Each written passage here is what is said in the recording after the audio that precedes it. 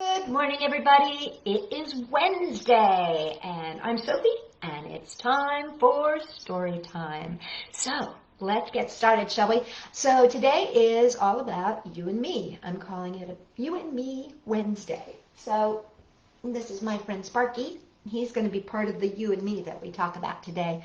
But I've got all kinds of stories about you and about me and how we're all tied together in this big planet of ours. So let's get started, shall we? I've got a great story from Shel Silverstein's Where the Sidewalk Ends. And this one's a silly one. It's called Me Stew. And I don't want to show you the picture until after I read it to you. This is called Me Stew. I had nothing to put in my stew, you see. Not a bone or a bean or a black-eyed pea. So I'll just climb in the pot to see if I can make a stew out of me. I'll put in some pepper and salt and I'll sit in the bubbling water and I won't scream a bit. I'll sing while I simmer, I'll smile while I'm stewing. I'll taste myself often to see how I'm doing. I'll stir me around with this big wooden spoon and serve myself up at 1:15. So bring out your stew bowls, your gobblers and snackers. Farewell, and I hope you enjoy me with crackers. So there he is. He's stuck in the stew pot. He made himself into Me Stew. Isn't that funny? So that's called Me Stew. Well, let's get started with a nice hello, everybody. So let's wave. Sparky, you want to wave hello? There you go. Sparky's waving hello. Okay, let's get started. Hello, how are you? Oh, hello. How are you? Oh, hello. How are you? I'm just fine today. I'm glad to see you here today. I'm glad to see you here today. I'm glad to see you here today. I'm so glad to see you. Okay, since today is about me and you, let's give ourselves a big hug to get our day started. Give yourself a big hug and give yourself a big hug and give yourself a big hug. I'm so glad to see you. Okay, and now let's hop around the room. Let's just get our bodies moving. Hop, hop, hop. Here we go. You can hop on 1 foot, hop on 2 feet. You can hop on your seat, however you want to do it. Hop, hop, hop around the room and hop, hop, hop. Don't be full of gloom and hop, hop, hop around the room. I'm so glad to see you. Okay, let's reach really, really tall up and touch the sky, can we? Put your fingers way up high. That's it. Reach, reach, reach up to the sky and reach, reach, reach up to the sky. Reach, reach, reach up to the sky. I'm so glad to see you. Very good. Okay, let's make some funny faces because I haven't made funny faces on, when I did the monsters, I did scary faces. Let's do some funny faces. Let's fun, fun, fun, fun, and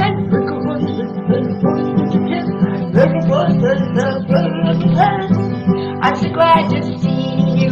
Very good. Okay, let's wave hello, everybody. Hello.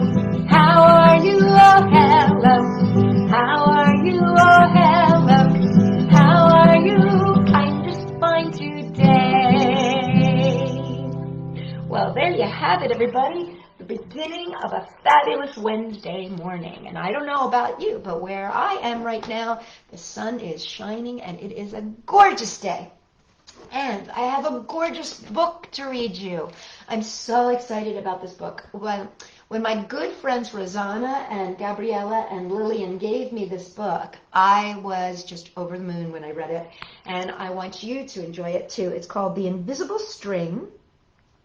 And this is by Patrice Karst with illustrations by Geoff Stevenson. And it's called The Invisible String. And on the back it says, where does your string go? So we'll have to talk about that after the story. The Invisible String by Patrice Karst with illustrations by Geoff Stevenson.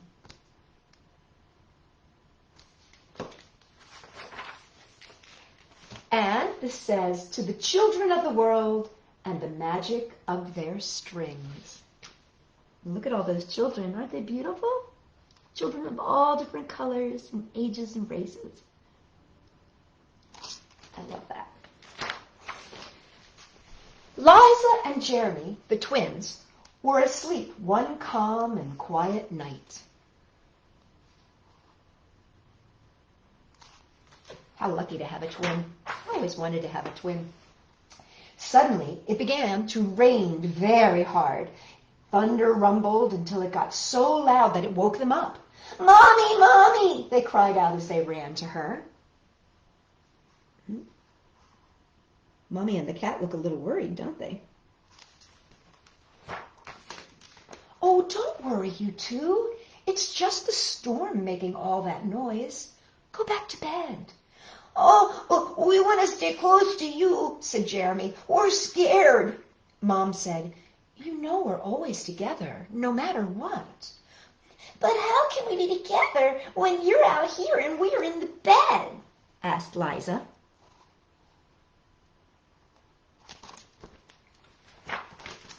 Mom held something right in front of them and said, "This is how." Rubbing their sleepy eyes, the twins came closer to see what Mommy was holding. I was about your age when my Mommy first told me about the invisible string.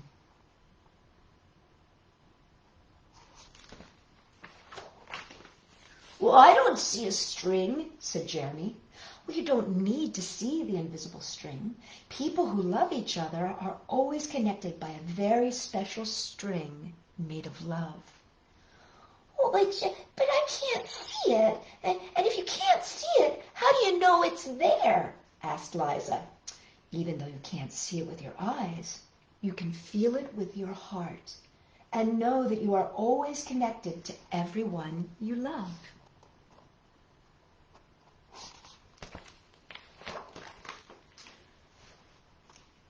When you're at school and you miss me, your love travels all the way along the string until I feel a tug on my heart.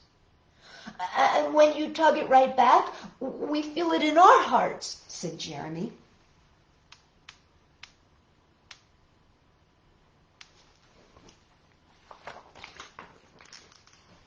"Does Jasper the cat have an invisible string?" Liza asked. "Sure she does," said Mom. "And best friends like me and Lucy?" asked Liza. "Best friends too." "How far can the string reach?" "Anywhere and everywhere," Mom said.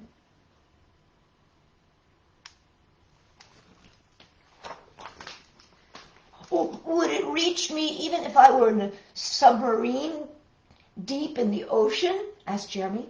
"Yes," Mom said, "even there." "Or a mountain climber? Even there?" Jeremy certainly has some exciting things to do, doesn't he? A ballerina in France? Even there. A jungle explorer? Even there. So does Liza. She has some excitement going on too, doesn't she? "Oh, how about an astronaut in outer space?" "Yes, even there." I wish I had a jetpack like Jeremy. I'd fly all over. Then Jeremy quietly asked, "Can my string reach all the way to Uncle Brian in heaven?" "Yes, even there."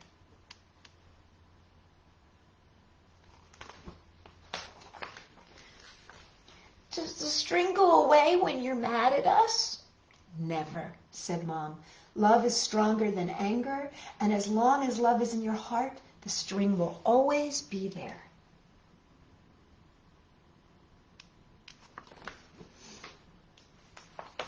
I like that they're eating cookies. Even when you get older and can't agree about things like what movies to see or who gets to ride in the front seat. Uh-oh, Jeremy doesn't look very happy back there, does he? Or what time to go to bed. Oh, that's right. You two should be in bed. And with that, they all laughed as Mom chased the twins back to their beds.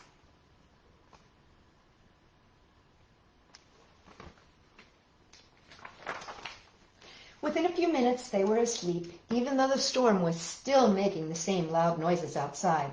As they slept, they started dreaming of all the invisible strings they have and all the strings their friends have, and their friends have, and their friends have, until everyone in the world was connected by invisible strings.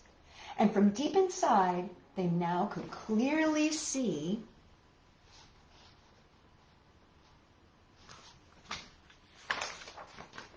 no one is ever alone. Isn't that a wonderful story? And that is called The Invisible String by Patrice Karst with illustrations by Geoff Stevenson.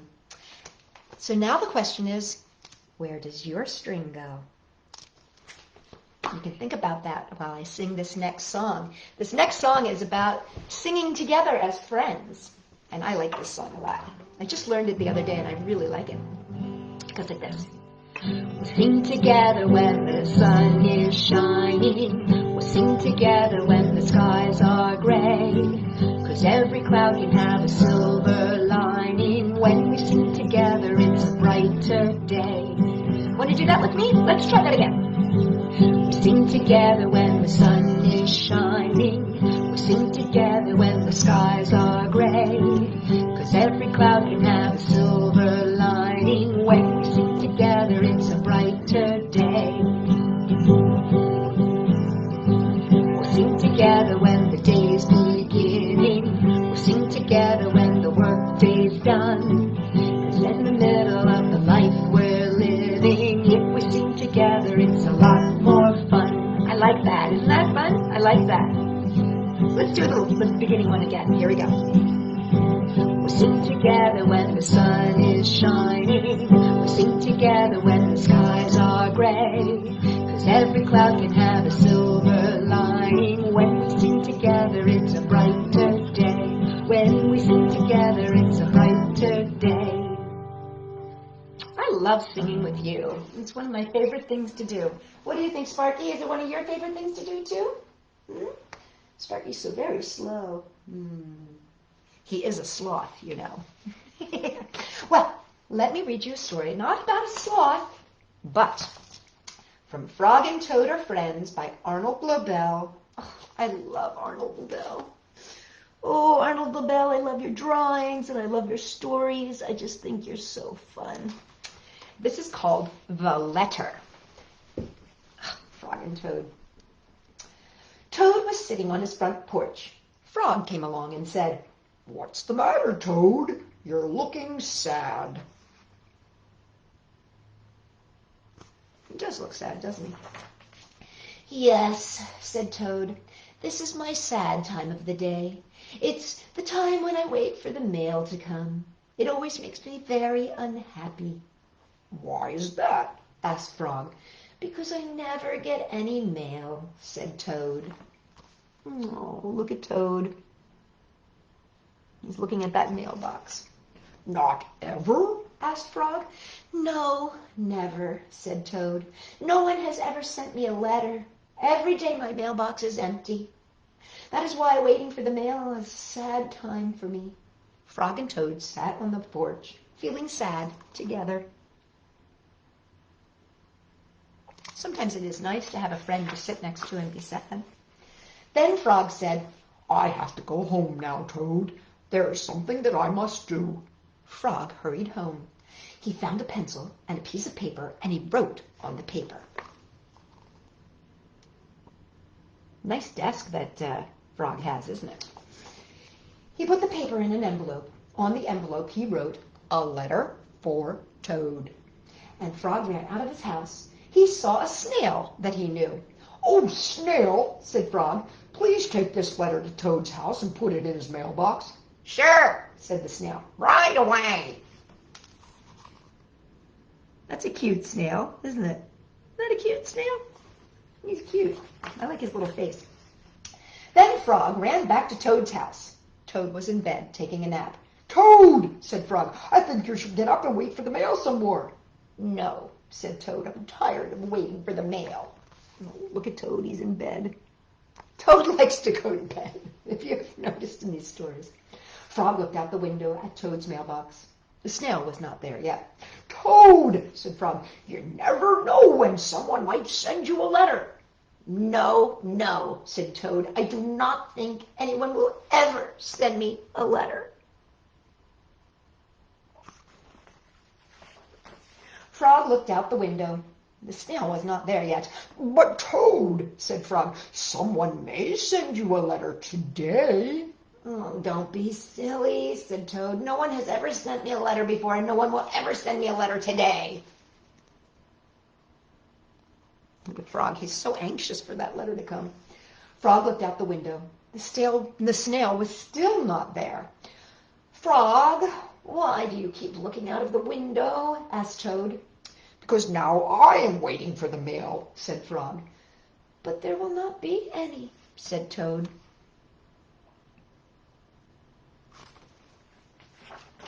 Oh, yes, there will be, said Frog, because I have sent you a letter.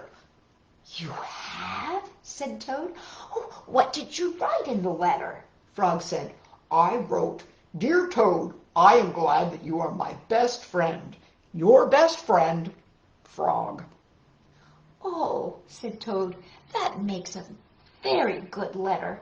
Then Frog and Toad went out onto the front porch and waited for the mail. They sat there feeling happy together. Isn't it interesting how just a little thing like that can make a difference in how you sit on a porch with your friends? Frog and Toad waited a long time. 4 days later, the snail got to Toad's house and gave him a letter from Frog.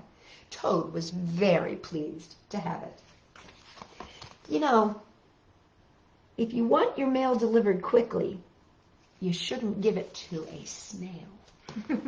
And that is the letter from Frog and Toad to Friends by Arnold Lobel. Love that. Isn't that fun? Well, let's sing a little song about how much I love you. It goes like this.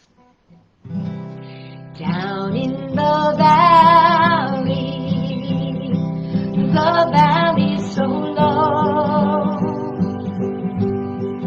Hang your head over and hear the wind blow. Hear the wind blow, friend. Oh, hear the wind blow. Down in the valley's so low. Roses love sunshine, and violets love dew. Angels in heaven know I love you. They know I love you, dear. They know I love you. Angels in heaven know I love you.